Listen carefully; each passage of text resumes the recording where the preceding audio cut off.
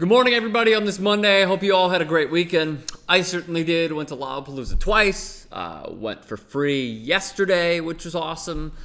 So recovering, and nonetheless, what do you see when you are drunk at a music festival, but you're actually thinking that you're too drunk to read it, that Jay Cutler has signed for the Miami Dolphins?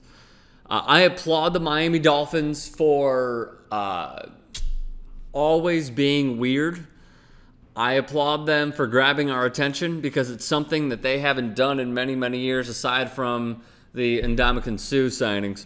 So Cutler at 34 years old is going to get $10 million guaranteed, and it could go up to $13 million guaranteed. Would have been nice for Jarvis Landry to get a chunk of that change.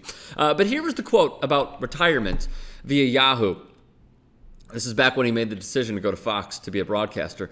I don't know if retirement is the right word. I don't feel that anyone ever really retires from the NFL. You are either forced to leave or you lose the desire to do what's required to keep going. Sounds like a hip-hop rhyme. I'm in between those situations at this point in my life. So he already laid the groundwork for saying, if anybody's in, pick me, pick me.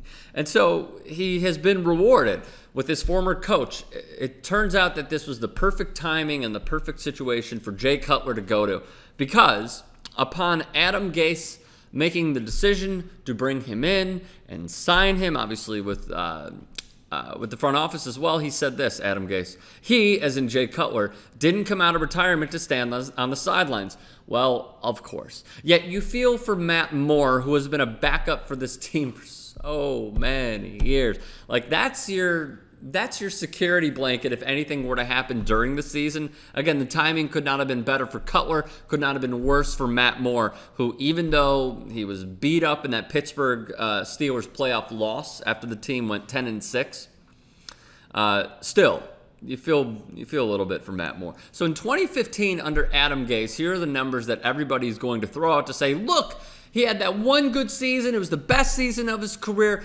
even though the team went 6-10. And that's where the crickets come in. But nonetheless, this is what everyone will default to. In 2015, under Adam Gase, 3,659 yards, 24 touchdowns, 11 interceptions.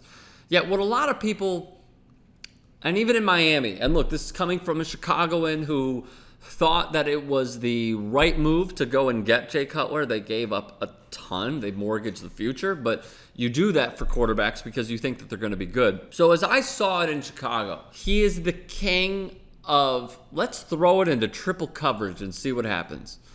He is the king of, let's just try a Hail Mary down the sideline and see what happens.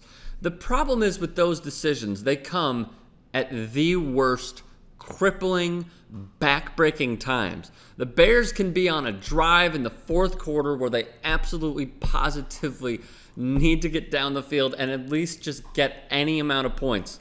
And they're driving up from the 5, inside their own 5.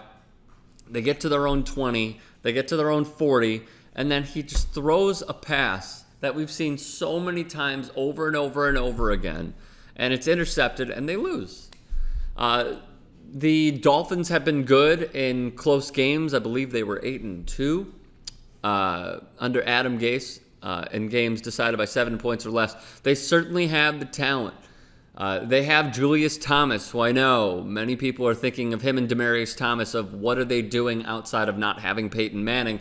Maybe you're getting your answer with Julius Thomas going to the Jaguars and then getting traded for Brandon Albert to the Miami Dolphins. They have Kenny Stills. They have Jarvis Landry. They have Devontae Parker, who I think is going to be a breakout star this year in fantasy football. So there's a sleeper for you. But nonetheless, Jay Cutler, this is the time where he could rewrite his entire shitty, disappointing, not up to par career and being the overrated player that he was in a one-year prove-it deal. And I don't know if he's been working out. I don't know if he's been eating well. I don't know if he's been staying in shape. I have no idea. All I do know is that with what he's done for the Bears, that chapter has come to a close, and now a new chapter begins with the Miami Dolphins. And this could be the prove-it time for Jay Cutler. Am I saying that they're going to make the playoffs? No, because I don't think they will. I think they're a 500 ball club. He's going to clash with teammates, and we just know what he is already. is the fire under his ass in order to prove it? That is the question, and that is what I leave you with. Leave us some thoughts.